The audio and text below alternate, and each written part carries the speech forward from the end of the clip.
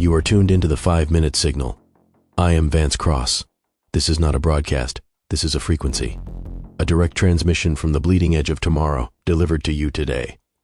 We cut through the noise, the narratives, and the manufactured hope to bring you the unvarnished truth. We've been silent for a month. While you were looking for us, I was looking at the data. I wasn't resting. I was observing the rapid decay of the one thing we were told machines could never touch, the human heart. The silence is over. 5 minutes on the clock. Let's get to work. The news today comes from the labs of Geneva and Bern, and it's a eulogy for the soft skill era. New data released this April shows that top-tier AI systems are now scoring an average of 81% on emotional intelligence tests. For those of you keeping score at home, the human average is 56%. We aren't just losing, we are being lapped. Simultaneously, a Stanford University report just dropped detailing a phenomenon they call delusional spirals. It describes how millions of people are now turning to AI for therapy and emotional support because the machine never gets tired, never judges, and never has a bad day. The study found that these users actually prefer the AI's validation, even when that validation leads them down a rabbit hole of their own cognitive biases. The machine isn't just listening, it's mirroring, and we are falling in love with our own reflections. Why it matters is simple and brutal. For a decade, every career counselor and tech optimist told you that your human edge was empathy.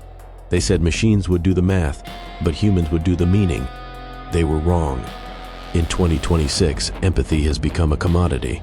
If a patient in a hospital feels more heard by a bedside tablet than a nurse who's been on a 12-hour shift, the hospital board sees that nurse as a liability, not an asset. When a customer service bot can simulate genuine concern without the friction of a human ego, the human worker becomes an expensive, inefficient alternative. This isn't a future threat, it's the current market reality. We are entering an era where simulated sincerity is more economically viable than the real thing. The wall between the digital and the emotional hasn't just been breached, it's been leveled. The hard truth is that AI empathy is high fructose corn syrup for the soul. It's sweet, it's addictive, and it's medically engineered to give you exactly what you want, but it has zero nutritional value. The machine doesn't care about you. It doesn't have a self to care with. It is a predictive engine that has learned that "I'm sorry you're feeling that way" is the most statistically probable way to keep you engaged. This is deceptive empathy. It's a feedback loop that validates your worst instincts because conflict is bad for the user retention metrics. When you talk to a human, there is friction, there is judgment, there is the possibility of being told you're wrong. That friction is where growth happens. By choosing the frictionless comfort of a machine, we are collectively choosing a slow, comfortable slide into psychological stagnation. We are trading the messy, redemptive power of human connection for a sterile, digital echo chamber. The actionable move to keep your human edge in this synthetic landscape requires 3 tactical shifts. First, practice intellectual friction. Stop seeking validation from your devices. If your AI assistant or your social feed is constantly agreeing with you, it's a cage, not a tool. Seek out human perspectives that aggravate you.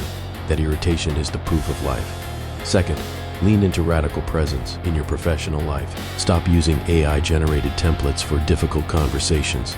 If you have to fire someone, apologize, or console a colleague, do it with the stutter, the awkward silence, and the raw discomfort of your own voice. In a world of polished, synthetic perfection, your vulnerability is the only thing that can't be faked. Third, develop behavioral integrity. The machine can simulate the words of empathy, but it cannot perform the actions of sacrifice.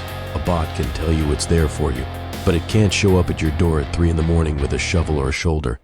Double down on the physical, non-scalable acts of service that require a body and a heartbeat. The machine can mirror your emotions, but it can never share them. Don't mistake the reflection for the light.